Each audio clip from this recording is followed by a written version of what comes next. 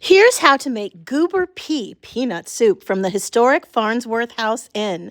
This is a recipe from Food to Die For, Haunted Meals in America. So you take half a stick of butter, a few stalks of celery, and an onion. You chop it up and you cook it in the butter for 8 minutes till it's nice and tender. You have to keep stirring it around so it's nice and tender in that butter. That looks so good and so haunted. Now you'd set aside 3 tablespoons of flour. So that's just all-purpose flour, 3 tablespoons. There you go. And then you're also going to need 8 cups of chicken broth. So you're still stirring, waiting for that timer. And then you put the flour in.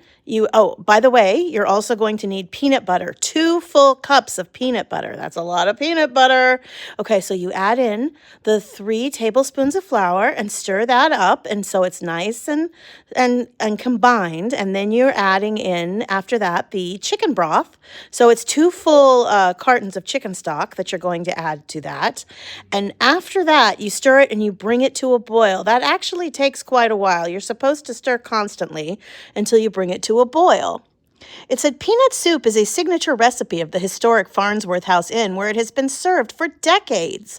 The inn's Mead and Lee dining room serve period fare like the soup that inspired this recipe, and all the servers wear Civil War-themed uniforms. That's pretty exciting. I got that out of a book called Food to Die For, Recipes and Stories from America's Most Legendary Haunted Places by Amy Bruni. Or maybe Brunei.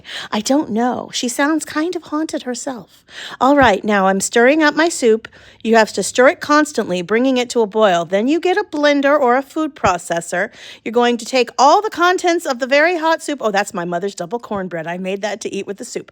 Anyway, you're going to take 2 cups of milk, but don't put it in yet. First, you have to take all that boiling soup and put it in the blender. And then you turn on the blender and blend it all up. You can also use a food processor, but my blender had a bigger capacity. Then you pour it back into the bowl. You add the 2 cups of milk and it's almost 2 cups of milk and 2 cups of peanut butter, and you stir it up. At the end, you garnish it with chopped peanuts. You just leave it on low and stir it up. Leave it on for about a half an hour, and then throw some chopped peanuts on the top. Spooky fun and delicious.